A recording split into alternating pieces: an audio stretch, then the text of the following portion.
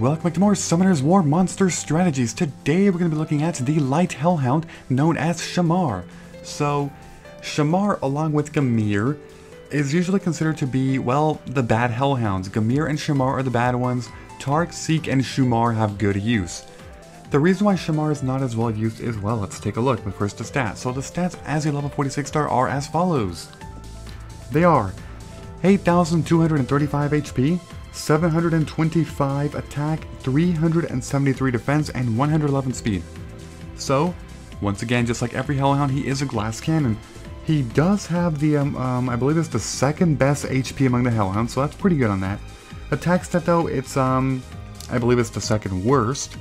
Defense is the worst, no, maybe second worst after Tark, but basically down there. That defense is pretty bad, 373.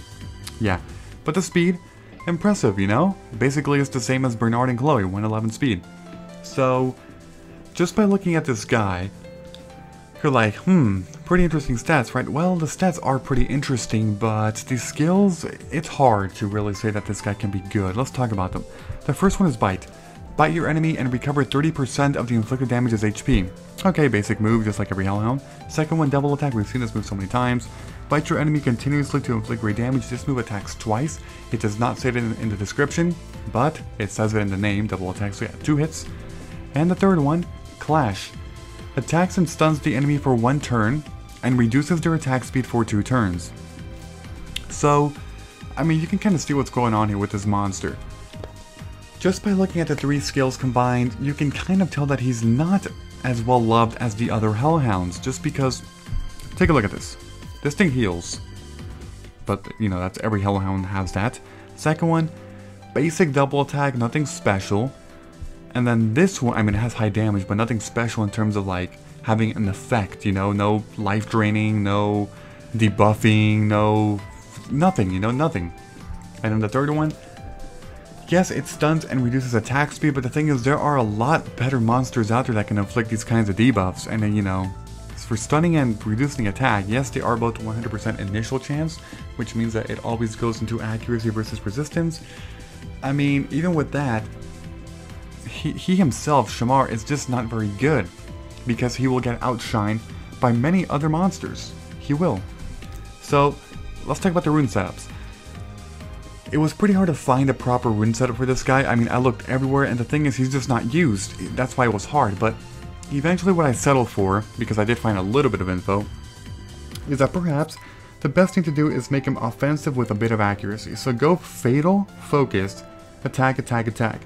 As always, you can use an alternative by using speed in slot 2 if you want, or you could use the rage setup with critical damage in slot 4. If your critical rate is high enough in substats, you could substitute fatal in slot 4 with rage and critical damage respectively. So your choice, and again, speed in slot 2.